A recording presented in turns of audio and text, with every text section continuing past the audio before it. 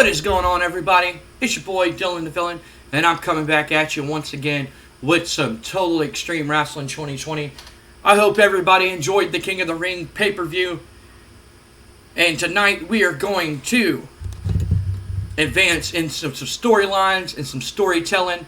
But first, like always, we got to knock out the pre-show before we get to the main show. On the pre-show card, an abysmal pre-show match, the Old School Express defeat the Pitbulls when Chris Candido pinned Pitbull number 2 with a blonde bombshell. The match got a 42. Chris Candido carrying the match. He got a 49. Steve Corino with a 34. Pitbull number 2 with a 33. And Pitbull number 1 with a 36. Chris still penalized, doing with the personal effects of his divorce. We're going to move on to the next pre-show, which I believe y'all already know who it's going to be. And it is Mike Awesome, and he beats Big Daddy V by pinfall with an awesome bomb. Match got a 44. Mike Awesome with a 53. Big Daddy V with a 44. Big Daddy V was off his game. Announcing quality gave the match a boost, and Mike Awesome benefited from having a nice, awesome new move. We are going to go ahead and start the show. And we get a 100. This is just a preview of what's going to happen tonight. We talk about what happened in the main event at King of the Ring between Shawn Michaels and Bret Hart and the actions of Triple H. Triple H will be having an interview tonight talking about his actions and pretty much turning on his best friend Shawn Michaels. Nobody's seen that one coming.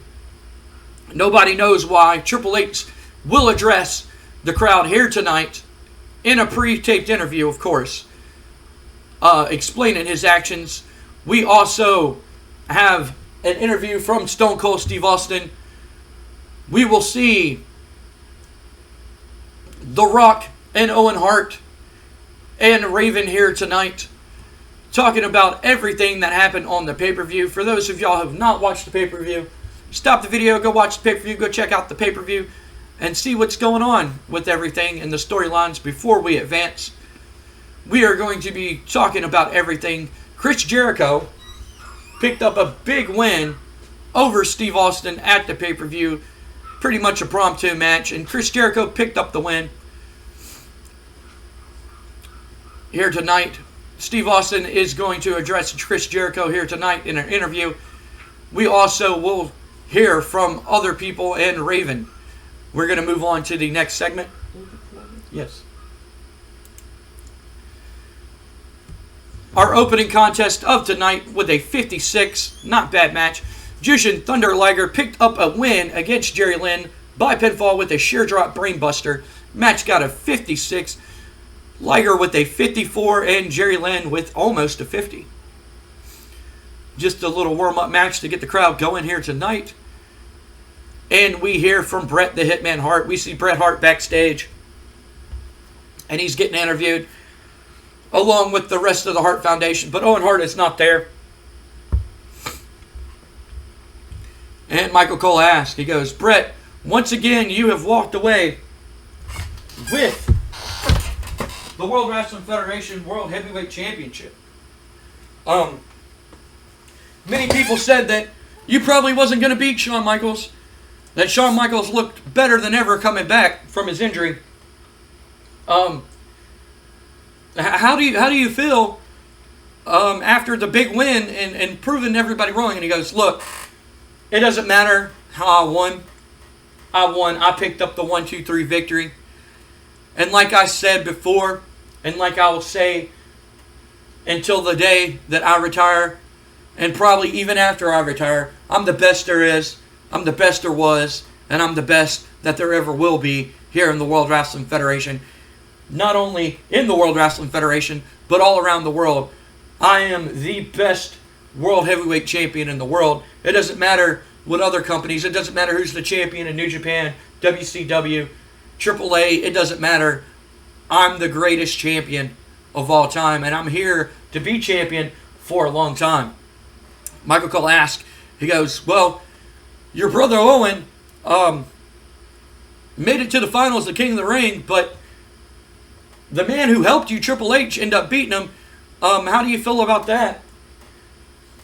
now that you have to go one-on-one with the Intercontinental Champion Triple H at SummerSlam, Bret Hart goes, well, as much as I would love it to be a Hart versus Hart match at SummerSlam, I just knew deep down that it wasn't going to happen because Owen, like usual, he choked. He came up short and he choked like he always does. Even when he was a kid, he never could complete the mission, complete the goal, complete the objective. You know, while I was getting straight A's in school, Owen would make a B. You know, while I was graduating valedictorian, Owen was barely in the top 10 kids at school. Owen's always fell short in his life, and he will continue to do that. It doesn't matter what I say to him to try to motivate him or push him in the right direction. I said it once and I said it, I proved it once and I said it once and I'll say it again, that we are only as strong as our weakest link. And right now, we believe that Owen's the weakest link. Davey Boy and Jim Neidhart in the back, they kind of look at each other and they're just, they're like, yeah, Bret, yeah. Take a sip of my drink here. Michael Cole's like, well, after that grueling match that you had with Shawn Michaels, go ahead and enjoy your night off and everything, just enjoy your night off and enjoy being champion. Hopefully we find out who the new number one contender is moving forward. And Bret Hart's like, it doesn't matter who they put the new number one contender.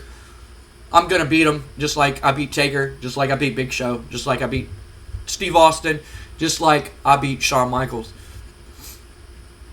And we move on to the next segment.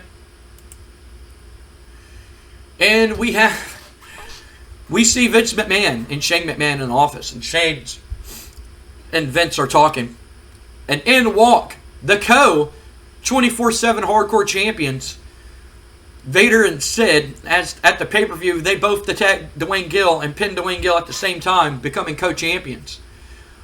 And Vince says, as they walk in, they're like holding one side of the belt, and Sid's trying to pull one side, and Vader's trying to pull the other one, and Vince goes, "You think you're slick, huh?" And Vader's like, "Well, what do you mean?" And Shane goes to say something to try to take up for him, and Vince goes, "No, sit down. You have no say in this." He goes, "Y'all two think y'all are pretty smart by working y'all's way out of the match that I booked at the pay-per-view, and y'all think y'all are pretty smart in becoming 24/7 Hardcore Champion. That I can't terminate y'all for being a co-champion, but in my company, I don't like having co-champions." And they both look at each other and they're just like, "Well, okay." Well, Vader's like, "Well, I'm the one who did the most damage to Dwayne Gill, so I think I deserve to be champion." And Sid's like, "Well, I'm the one who put my foot on him first before you fell on him and pinned him. I deserve to be champion." Vince is like, "I don't care." He goes, "Y'all two think y'all are slick and getting out of that match." He's like, "Well, tonight it's going to be Vader versus Sid in a hardcore match, Falls Count Anywhere hardcore match, and there must be a winner. And one of y'all, whoever loses, one of y'all will not be here much longer after that." And they both look at each other and they're just like, "But, they look at each other and they're just like, "Oh, crap." Vince is like, "So, I'll see y'all out in the ring." And they look at Shane for advice, and Shane's just like, he shrugs and he's like, I really can't do anything, guys. I'm sorry." And so Sid and Vader, they look at each other and they're just, Vader's like, "I ain't going to hold back, right?" And Sid's just like, "Same, I'm not going to hold back either. So tonight, we will have a 24/7 hardcore match where the winner will be the solo champion, and the loser pretty much is pretty much going to be gone," Vince is saying. So we move on to, I believe it is that match. We're going to move on to the next segment, and it is an exceptional match. Psycho Sid beat Vader in a hardcore match in 8:08 by pinfall after a chokeslam. Sid makes defense number 1 of the 24/7 title. The match got a 79. Sid with a 92 and Vader with an 84. The Hardcore Championship storyline advances. The match suffered for lack of selling. We move on to the next segment. They battle all over the arena. They end up going into the catering section. And Sid chokeslams Vader through a table in catering and pins him. After Sid wins, Dwayne Gill runs up and low blows him. And Sid falls on the ground, and Dwayne Gill jumps on top of him and pins. And Dwayne Gill is once again the 24/7 Hardcore Champion. The storyline lost heat. The segment got a 74. Storyline lost heat. Dwayne Gill looked good, and announcing quality gave the segment a boost. Dwayne Gill, once again, the 24/7 champion. He won back his championship from Psycho Sid.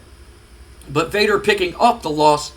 Will this be the end of Vader? From Vincent's words, this might be the end of Vader here in the World Wrestling Federation. We move on to the next segment. And it is the Stone Cold Steve Austin promo. Michael Cole goes, Steve, you requested this time. And he goes, you're damn right I requested this time.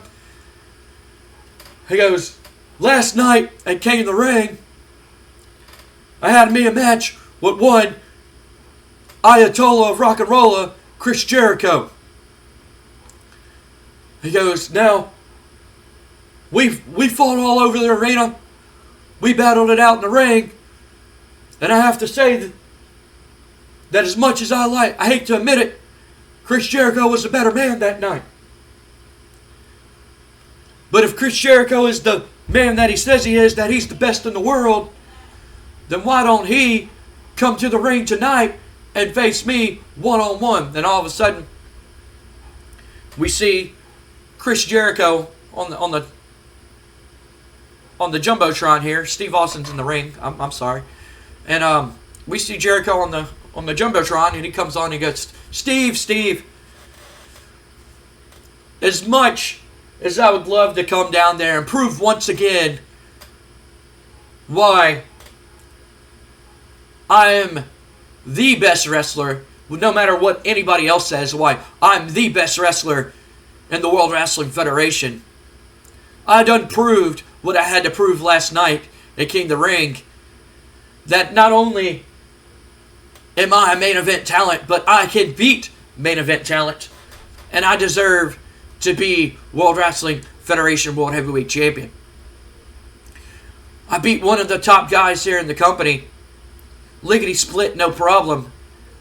And as much as I would love to come down to the ring and beat you here tonight, that just isn't going to happen because I've already beat you. I have nothing else to prove.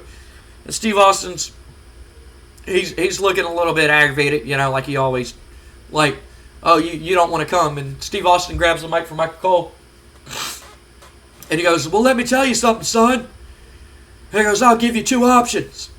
We can do this the easy way, where you march your little ass to the ring, and I stop a mud hole in it and walk it dry. Or we can do this the hard way, where I come back there, find your little ponytail having ass, and beat you like a red-headed stepchild. Now it's up to you on which way that you want to do it, but either way, son, that ass is going to belong to me. And Chris Jericho, he starts laughing. He goes, well, Steve, I guess we're going to have to do it the hard way because I'm not coming to the ring.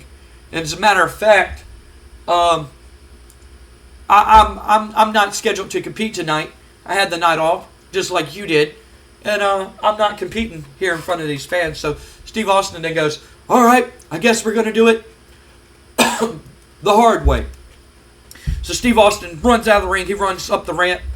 And Jericho, the camera's on Jericho, and he's like, oh, crap. And he takes off running. He runs to the parking lot, and Steve Austin catches up with him. And Jericho then jumps in his limousine, and he drives off just as Steve Austin is walking into the parking lot to catch him. And Jericho runs off, and he runs off, and Steve Austin's just like, he shakes his head, and he's like, he shakes his head, and he's like, You can run, you can hide, but your ass belongs to Stone Cold Steve Austin. So we move on to the next segment. Stone Cold calling out Jericho, and Jericho just basically saying, "I already beat you. I don't have to beat you again. I already beat you. I have nothing to prove." And Steve Austin's like, "No, you're going to face me again." And Jericho basically, like, "Nah, I'm not having none of that," and running off. So we move on to the next segment, which is a tag team match. And a bout that had decent reaction from the crowd in Superb Wrestling. The Legion of Doom beat Bomb and Crush when Road Warrior Animal submit Crush Legion of Doom to make defense number 3 of the World Wrestling Federation World Tag Team titles. Match got a 57, not bad. 54s from Bomb and Crush, 77 from Hart, and 69, nice, from Animal. Lack of psychology in the ring. Both teams have good chemistry teaming together. Announcing quality gave the match a boost. Road Warriors basically defending the titles once again here tonight just to get some tag team action on the card. We move on to the next segment. And it is a promo from Raven. As we seen last night at the pay-per-view, Raven went one-on-one with Terry Funk. And he ended up winning the match when Mankind, the returning Mankind, come back and attack Terry Funk after the match. Basically aligning himself with Raven and the Hardy Boys and Raven's flock. We see Raven and he's standing in the corridor and Mankind's in the corner, you know, doing the typical Mankind rocking back and forth. And Raven goes, "Once again, I have proven why not only I say I'm the best hardcore wrestler in the world, I took my crown back from Cactus Jack, and I beat his mentor, Terry Funk. And after I beat Cactus Jack, I got a phone call. And I didn't know who it was from, and I answered it. And this man on the other end sounded broken, defeated, broken, shell of his former self, and he sounded weak and pathetic. And he told me that I'm right, that I was right all along, that putting your body on the line for these fans, it's nothing.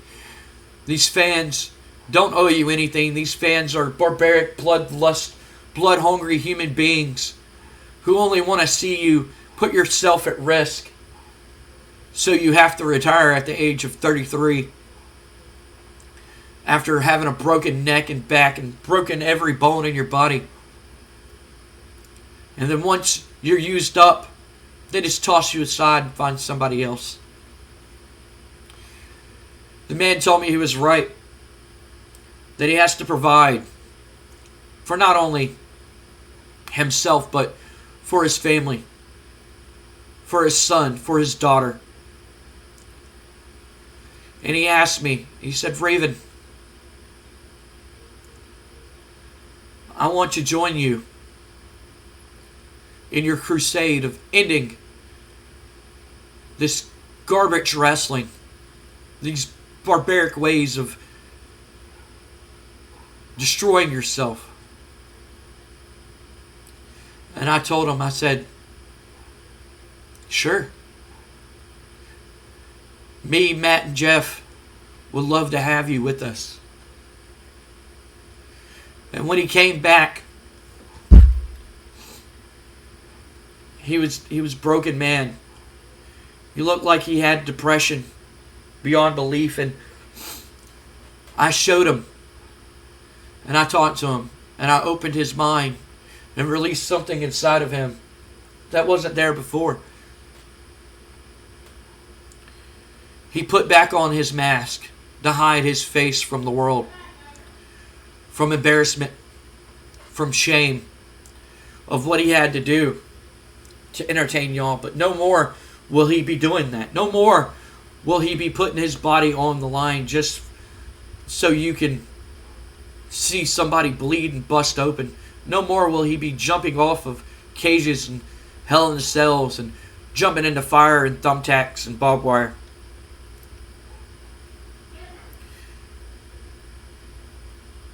He said that his daughter Nicole and his son Dewey need somebody to look up to. Somebody to look up to in this world. Somebody to set the example of what a role model is supposed to be. Somebody that they can look up to. Not somebody who puts their bodies on the line or gets their head caved in by chair shots and busted open.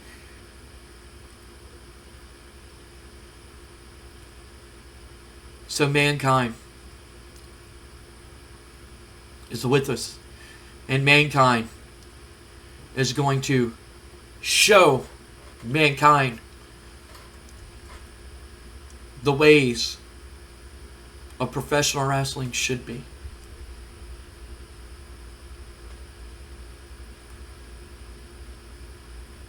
Me, myself, Matt, Jeff, we hope that one day y'all will join us and see that our vision is the right way. Quote the Raven, nevermore. And after the promo, Mark Mero then comes to the ring. And Mankind comes to the ring, and they have a match. And Mankind defeats Mark Mero with a double arm DDT. Match got an 82, not bad.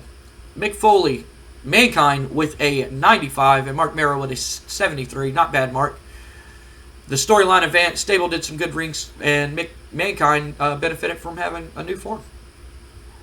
Mankind joining Raven and putting it into the hardcore style of wrestling and basically putting your body on the line to entertain the fans. I guess Cactus Jack is broken, and now he's back being Mankind. And he's wanting to put an end to the barbaric hardcore wrestling. We're going to move on to the next segment, guys. This is crazy. I would never picture Cactus Jack turning down hardcore wrestling and trying to pick up a more traditional way of professional wrestling. We're going to move on to the next segment. Yes, and it is a freestyle segment, I guess. It's a backstage segment, and we see The Rock backstage as he walks in to his dressing room, and he gets stopped by Stephanie, and Stephanie goes, well, Rock, I'm sorry, and Rock's like, no, it's okay, no need to apologize, I'm not mad. And she's like, if it wasn't for me, you would have won King of the Ring, hands down. I know it, that you would won King of the Ring. And Rock's just like, nah, it's okay, I'll have my time, I'll have my opportunity to shine. I just gotta take it one day at a time. I'll have my opportunity to shine. And Stephanie's basically like, I feel bad about what happened. And, I just wanted to say sorry and all that stuff. Rock's like, no, basically like, no, it's okay. And as they're talking, Vince McMahon walks up. And Stephanie is just like, Dad. And Vince looks at The Rock and he looks back at Stephanie and he's just like, what are you doing? She goes, what do you mean? I'm just talking to The Rock, And Vince is like, you think I'm dumb, right? You think I'm stupid? You don't think I know what's going on between y'all two? And Stephanie's just like, Dad, it's not like that, It's we're just good friends, and I enjoy The Rock's company, and we're just friends. And Vince is just like, no, that's not what people have been telling me, and especially you running out at King of the Ring showed that you have more deeper feelings for The Rock. And he's like, I thought me and your mother raised you better than that, Stephanie. I thought we raised you a lot better than that you would associate with somebody like like him. And Stephanie's just like, Dad, what are you trying to say?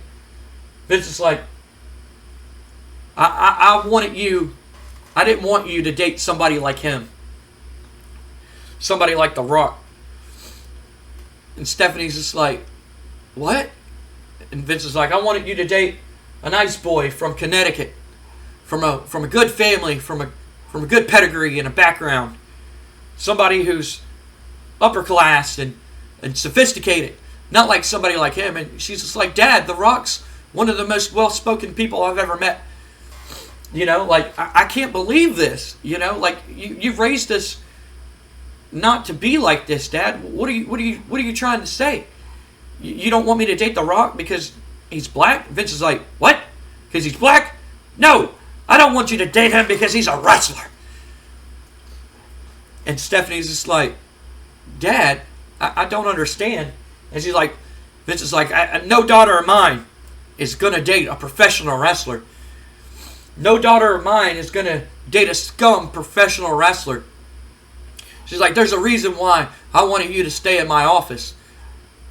I didn't want you running around backstage talking to this person and talking to this person. He goes, Lord knows that the last time that you were backstage talking to somebody, now there's rumors that you and him had a thing going on, and I had to make sure that it wouldn't happen again.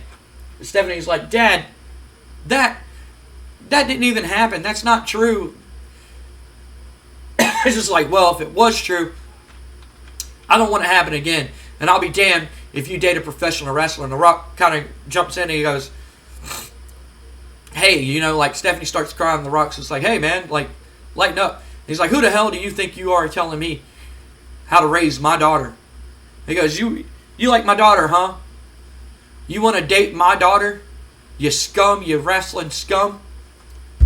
He goes, you'll never be good enough to date my daughter, no matter what you do. You'll never be good enough to date my daughter. And he goes, since you want to talk to my daughter, he goes, I got something for you. I got something for you. You want to date my daughter? And The Rock's just like, that's up to her, you know. That's up to her if she wants me to date her. I do enjoy Stephanie. I do like talking to Stephanie. I do like spending time with Stephanie. You know, if she wants me to date her, then I'll be more than happy to. Vince is just like, no, I know. I've heard the rumors. The only reason why you're getting close to my daughter is so you can get comfortable with me and move up the card to get world title shots and to get championship matches. Well, bub, that's not going to happen. You know? You're not going to politically position yourself to where one day, when I retire, you'll be running the company alongside my daughter and son. That's not going to happen. Oh, hell no, that's not going to happen. So, you know what? I'll teach you from talking to my daughter. So tonight, you're going to go one-on-one with the Big Show. And The Rock's just like, you know, he has that face and he's just like, all right, yeah, I guess so. I guess I'll take on the Big Show. Vince is like, you're damn right you're going to take on the Big Show. He's like, so go warm up, do what you got to do, because your match is up next.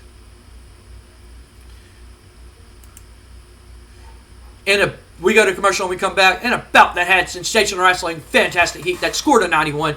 The Big Show defeats The Rock by pinfall with a chokeslam. In this match, The Rock and Big Show go back and forth, but the Big Show just went out there and just beat the holy hell out of The Rock. The Rock went a 94 and Big Show with a 95. Not bad, guys. Not bad at all. The Three's Company storyline advances. The match got a 91. The Rock picks up a loss. After the match, Stephanie McMahon runs out to the ring to check on The Rock. And she looks like she's upset and crying. The Rock, he looks dazed and confused. You know, he's just like, where the hell am I? And as Stephanie runs to the ring, we see Vince run out behind her. And he's standing on the ramp and he's just shaking his head. And he's telling Stephanie to come back. He's like, get back here. And she's trying to fight with him, trying to argue with him. It's working now. Trying to argue with him and everything. And she's shaking his head. And then Vince McMahon then has security pull her out the ring, and she's kicking and fighting as Vince then takes her back to the back. We move on to the next segment, and it is the Triple H promo. And I was going to have Jim Ross sit down with Shawn Michaels, Triple H, but I had to keep him on the announcing table. Get a sip of my water here. And so just picture that it's Jim Ross with Triple H, and he's like, Hunter, you had a lot of fans talking last night, not only after winning the King of the Ring, but after costing your best friend Shawn Michaels the main event. Why would you do that? Why would you do something like that? And Triple H's like, really, Jim? Really? You want to know why I did something like that? You want to know why? These fans had 24 hours to figure out why I did something like this. And they don't have a damn clue why I did what I did to Shawn. I done said it once, and I said it many of times. My time. It's my time to rise to the top. It's my time to be in the main event. It's my time to get out of the shadows. When Shawn was away, quote unquote, rehabbing his back, we all know why Shawn was away. We all know the personal demons that Shawn has. We all know that it was me who got punished at Madison Square Garden after the Madison Square Garden incident. It was me who had to job for almost a whole year. It was me who had to give up winning King of the Ring. It was me who had to make sacrifices while Shawn still got to be at top, still got to be in the main events, still making the main event money, still having me carry his bags. Still me having to babysit him after having a bender, getting loaded up on pills and drinking. But yet, y'all want to go with him as the top guy. Well, I'm here. I'm drug free.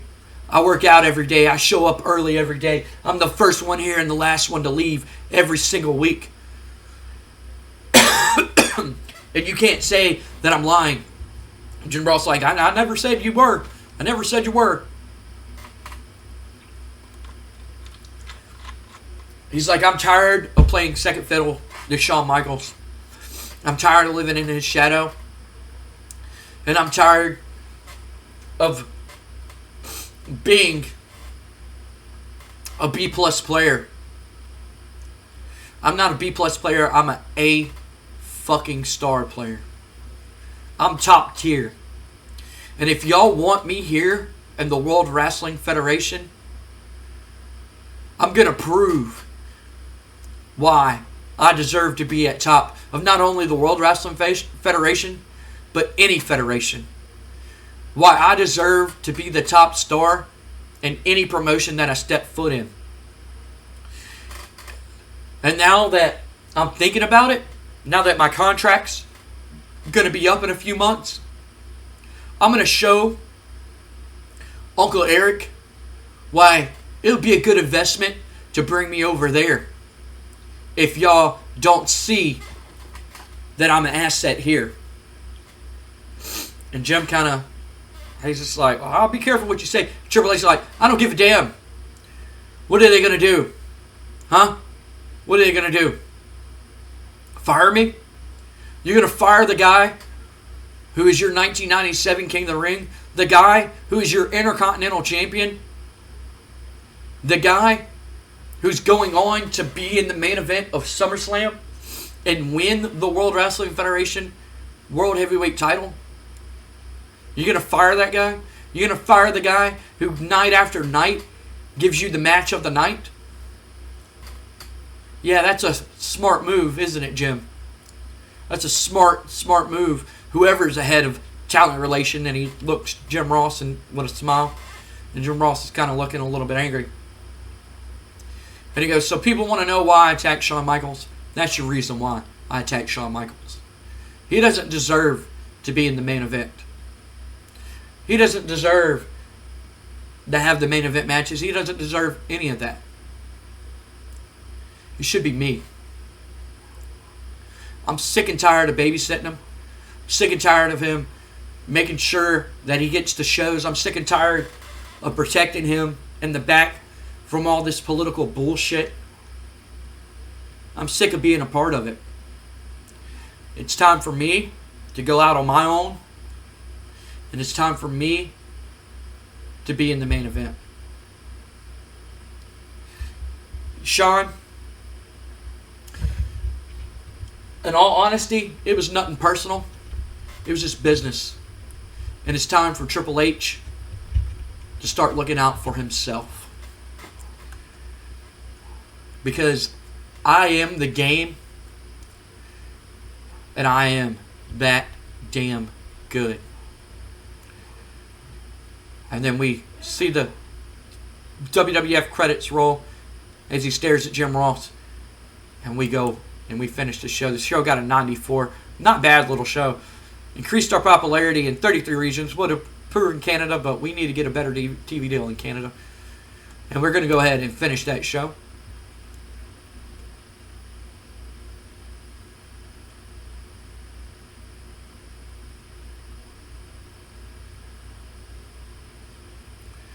I hope y'all are enjoying everything, guys. King of the Ring was a big success. We got a 100 on King of the Ring, which is, I believe, the pay-per-view of the year. They only got an 80. Wow. Wow. Antonio Inoki wins the heavyweight championship. The IWGP Heavyweight Championship. Not bad. Rikishi is fully ready to go. Rikishi got injured not too long ago. He is ready to go. But, yeah, King of the Ring was a huge success, guys. And I enjoyed. Thank you, everybody who watched the video and checked it out. I really appreciate that. Highly. I really, really appreciate everybody who watched it. Thank you for the comments. I'm sorry I forgot your name, but thank you for commenting down below. And let me know that you like it, man. That motivates me to get on here and to keep recording episodes and to pump out some more episodes for y'all and to make the thumbnails and edit the videos and all that stuff. It really motivates me to keep moving forward and to keep doing all this stuff. I enjoy doing it, and I love doing it. Thank y'all, everybody who watched this video. I hope y'all are enjoying the storylines moving forward. We are going to King of the Ring. I believe, I'm not King of the Ring, SummerSlam. I believe, I really don't want to click on that, my office. But I believe we have one more pay-per-view before SummerSlam.